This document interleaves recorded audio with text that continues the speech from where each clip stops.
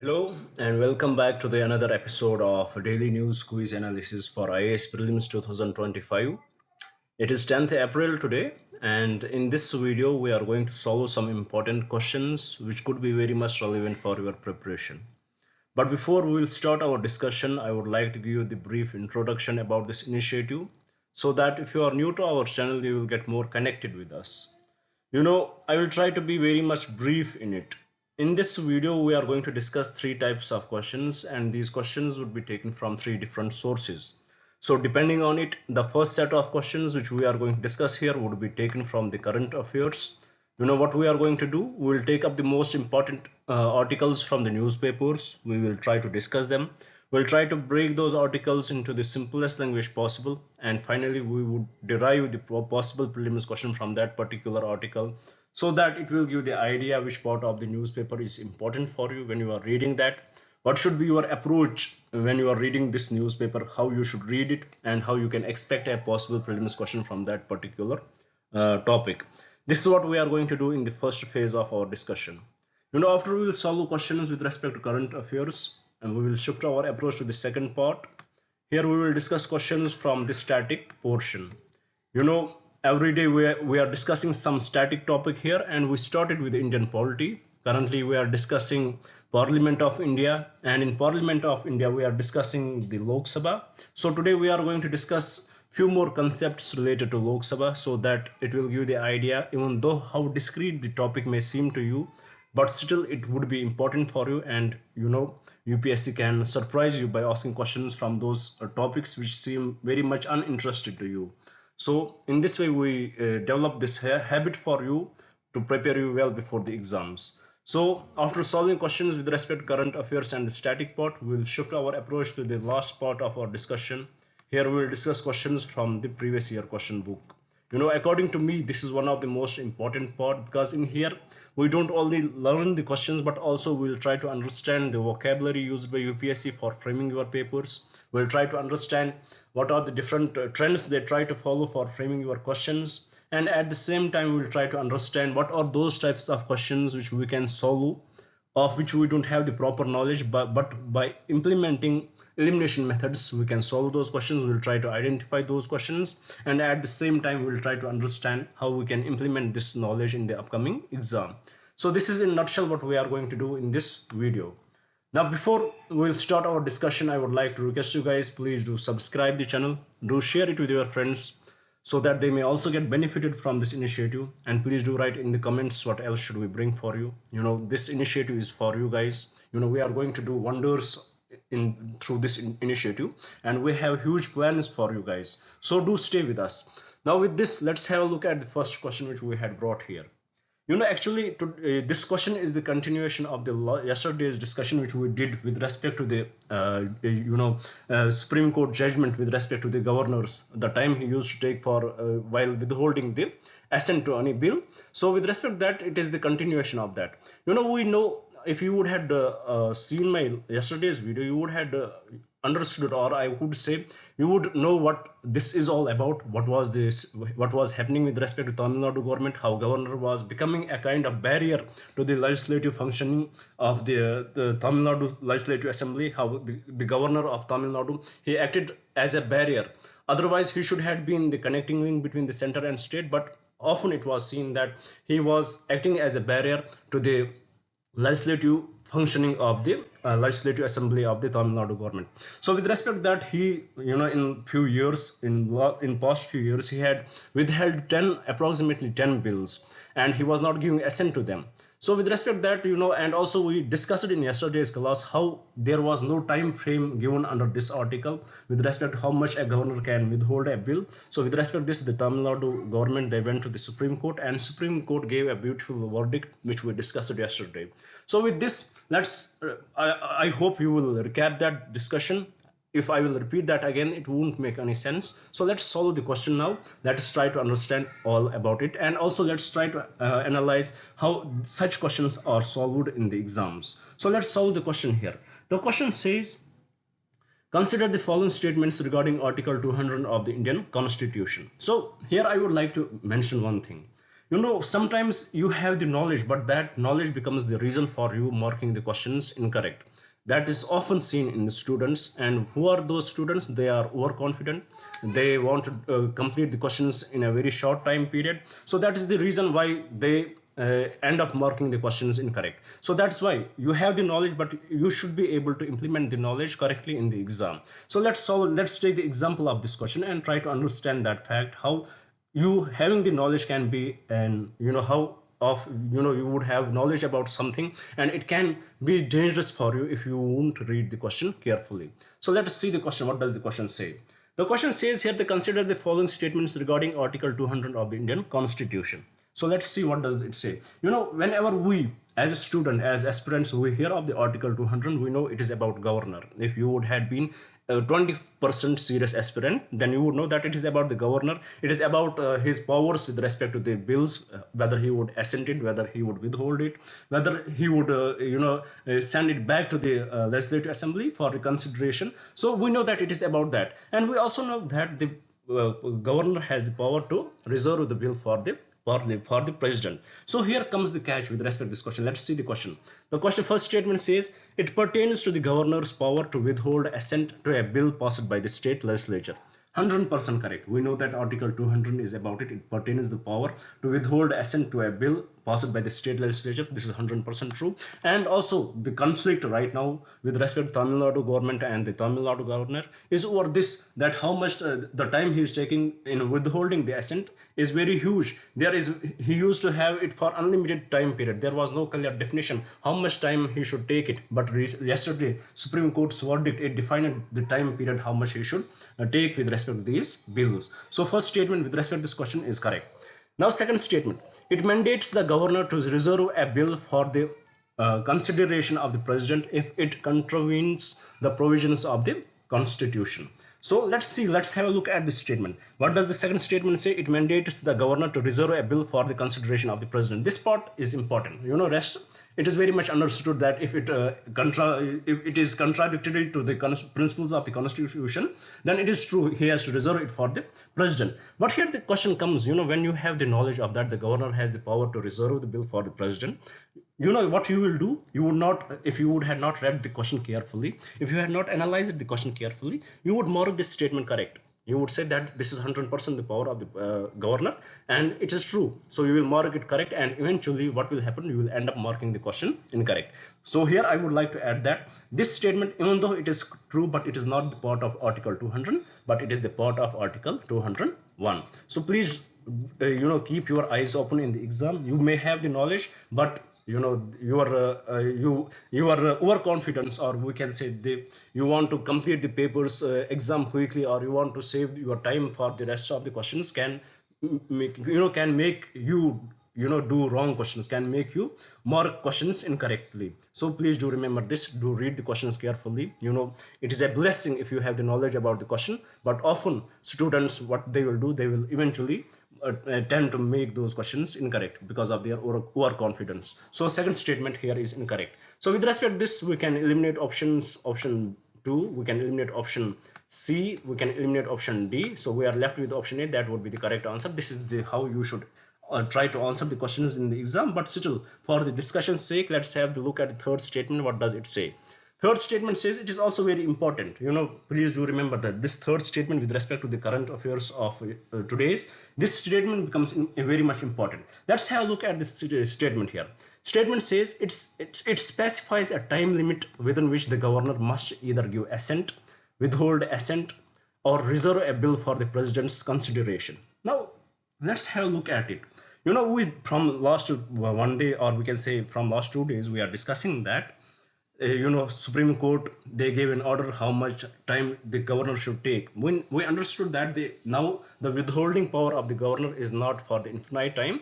There is a certain time period within which he has to solve it, whether it would be 1 month for certain cases or up to 3 months for certain cases, which we discussed yesterday. So what will we do if this question, if we will not look at the question carefully and we will try to solve the question, and when we will see this question, we will be very much happy. When we will see this statement, we will be very much happy that we will know that it was the Supreme Court gave the verdict that it should not be like this. So what we will do, The Supreme Court gave the time limit for that. So what we will do, we will mark this statement correct. But with respect to the question, as it mentions with respect to Article 200, it is incorrect, because in Article 200 there was no time period given, time limit given to this for this purpose. Maybe the government may come up with the constitutional amendment and they may bring in, that is for the discussion's sake for the future.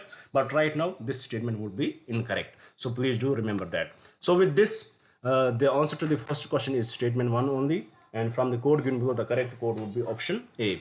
With this, I hope you had understood the question here and understood the techniques which are very much important for you. And with this, I hope you had understood the habit which you should develop before you enter the exam hall, because your habit will define your future. It will define how you will cope up the pressure in the exam, and it will define how calmly you can solve the questions. So this habit you have to develop. Do it, follow these questions. It is going to help you clear your milestone. So with this, I hope you had understood the question as well as the context of the question, which is the continuation of yesterday's discussion, which we did in a very elaborative manner. Now with this, let's have a look at the second question. Let's see what we had brought there. Well, here the question is with respect to the Cape Town Convention. It is very important discussion, and there was very important discussion with respect to it. So why we are discussing this? Because we had come up with the bill, which is Protection of Interests in Aircraft Objects Bill 2025. Protection of Interests. Please do remember the name of the bill: Protection of Interests in Aircraft Objects Bill 2025. Sorry. Now, what is the discussion here? Why there was the need of this bill? Even though India is the signatory of the Cape Town Convention, and we had, in a way ratified it too, but why still we needed to bring in the protection of interests in aircraft objects bill 2025? What is the story here? I will tell you. Suppose there is an aircraft. About aircrafts, you know one thing: if there is any aircraft company, most of the let's start with here. Most of the aircraft companies, they don't have their own aircrafts, they don't have their own engines. So what they will do, they will go to the another company. For example, it is company A, which is the aircraft company. Suppose it is airlines, Indian Airlines, or anybody else. Suppose it is A, and for that, what they want to have their, they want to start their company, they want to give their service to the passengers. For that, they will need aircrafts. What they will do, they will go to the company B, who develops the aircrafts, who have the aircrafts, and they will purchase these aircrafts on the lease. It is to to overcome the cost of this, to overcome the to reduce the costs. What they will do, they will purchase the aircrafts from the B. So suppose they had purchased some aircrafts from the B, from B, company B. Now let's see what will happen. Suppose this aircraft company A, it goes bankrupt in India. It was not able to do business correctly, and finally, unfortunately, it went bankrupt. It went to bankruptcy. So what will the government do in India? What will the banks, or we can say government, will do with respect to this company A? It will withhold all the assets of the A until there would be some bidder, or there would be some other company through which the costs of this A company A will be will be conveyed, or will be through which the balance of the payment would be satisfied, would be justified between the company A and the government. So this will be done. So with this, what they will do, they will also keep these aircrafts on the hold, which are actually not the company A's, but they are of the company B's. So what it is going to, what eventually it does, it eventually impacts the business of the company B, even though it is not their problem, it is not their issue, even though it is not their fault, but unfortunately, or unfortunately, they were being they were getting punished.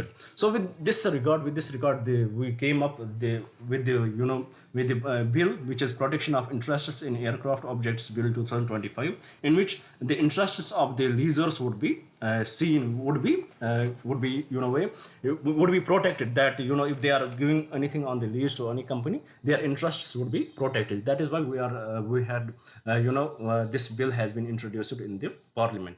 So with this, I hope you had understood the context. Now let's solve the question and see what does the question say about it.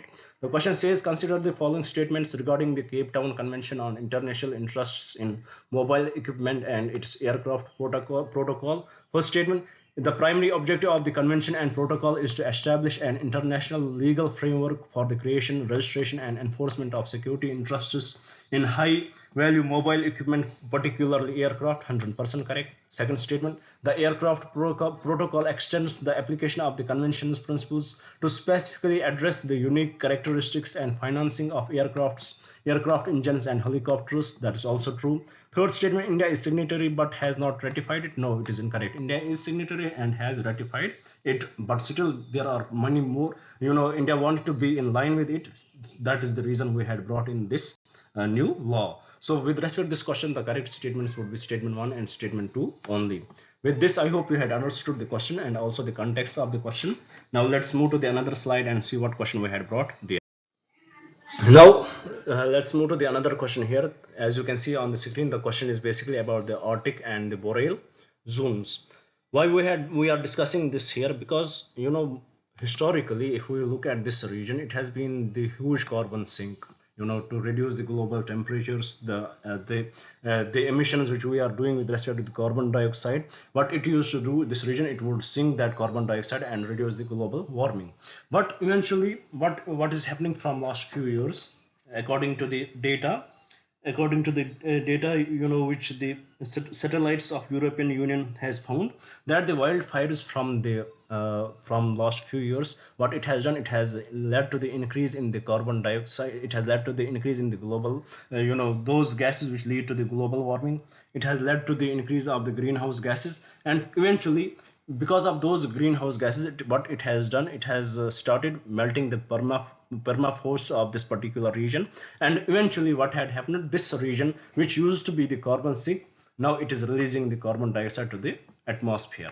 It is releasing carbon to the atmosphere, which eventually now it is in a way supporting, it is in a way leading to the global warming. So this is in a nutshell what was in the news with respect to this region. So here let's solve the question and try to understand it more, try to understand this region more. Here the question says, which of the following statements accurately distinguishes between the Arctic and the boreal zones? First statement: the Arctic zone is characterized by the presence of extensive coniferous forests, while the boreal zone is largely treeless with low laying vegetation. This is totally incorrect.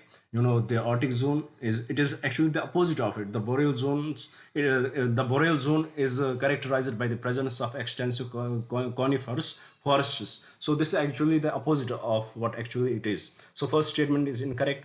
Second statement: the permafrost is continuous in the most of Arctic zones, whereas it is discontinuous or absent in the southern parts of the boreal zone. That is true. And the melting of this permafrost has led to the to the release of carbon dioxide from this region, which it used to be the carbon sink. Now the third statement, it says the Arctic zone experiences longer and warmer summers compared to the boreal zone, leading to a longer growing season. This is also incorrect. This statement is also incorrect, because Arctic zone experiences not longer, smaller and cooler summers compared to boreal zone. So this statement becomes incorrect. So with respect to this question, the correct statement would be statement 2 only, and from the code given below, the correct code would be option B. With this, I hope you had understood the question. Now let's move to the another slide and see what we had brought there, what question we had brought here. Well, here the question is with respect to the Reserve Bank of India and what does it mean when they cut the repo rate? Why we are discussing this? Because Reserve Bank of India, they had reduced the repo rate by 0.25%. So let's see what does it mean when they reduce the repo rate or increase the repo rate. How does it represent the market condition? How does it represent the economy of the country? So economy of our country. So let's see what does the question say. Question says, when the Reserve Bank of India cuts the repo rate, what does it primarily signify to the economy? So here,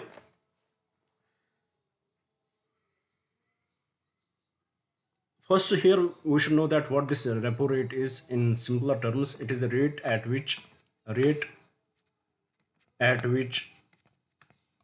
will lend to the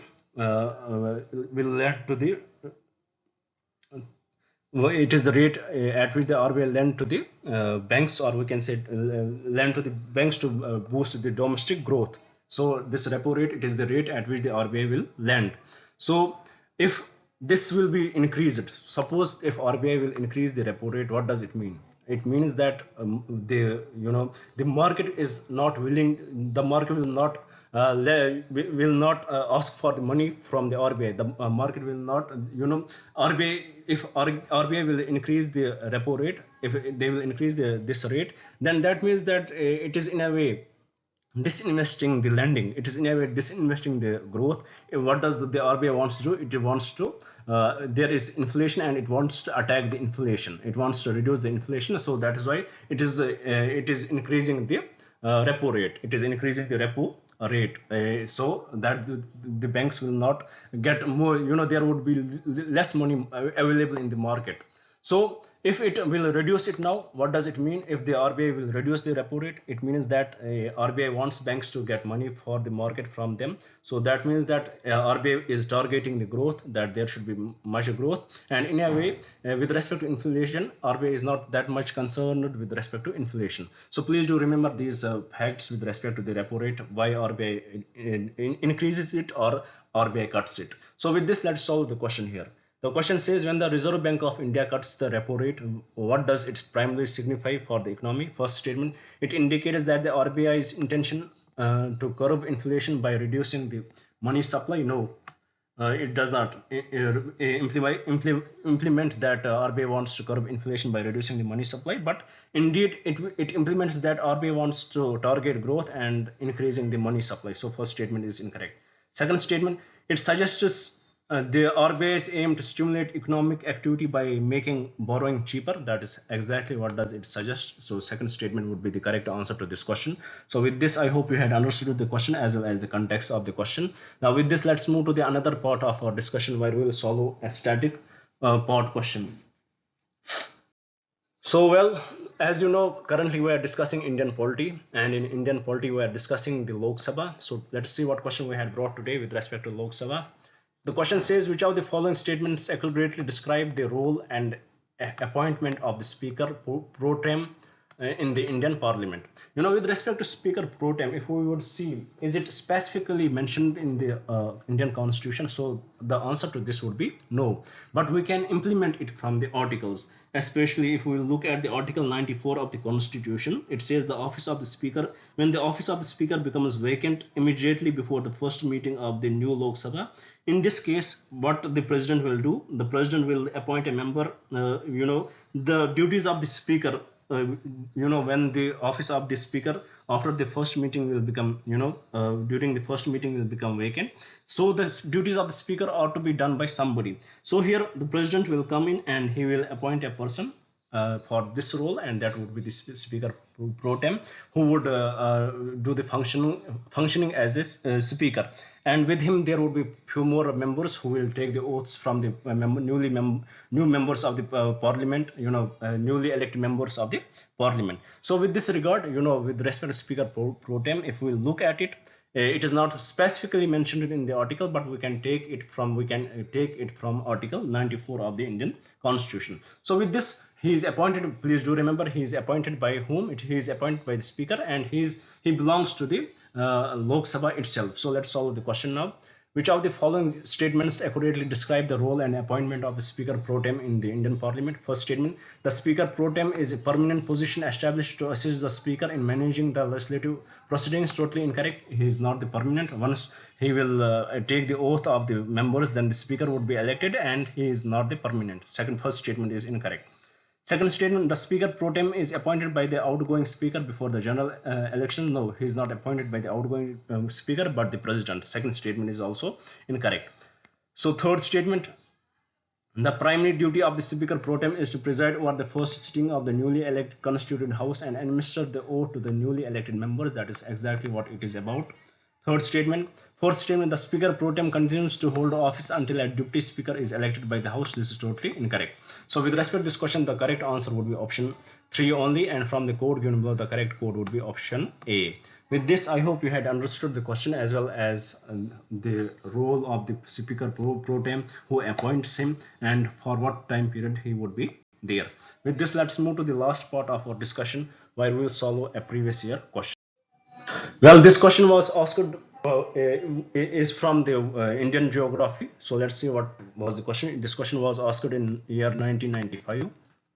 In year 1995, this question was asked. So let's see what does the question say. Question says, Indian subcontinent was originally a part of a huge mass called, directly without thinking, Gondwana continent. So with this, I hope you had understood the question. You had understood every questions which we had brought here. I hope you had understood every concept which we discussed here, and also you had understood the news analysis, which is which is the aim of this discussion. With this, I would like to thank you guys. Thank you very much. Have a nice day, and best of wishes to you guys. Thank you.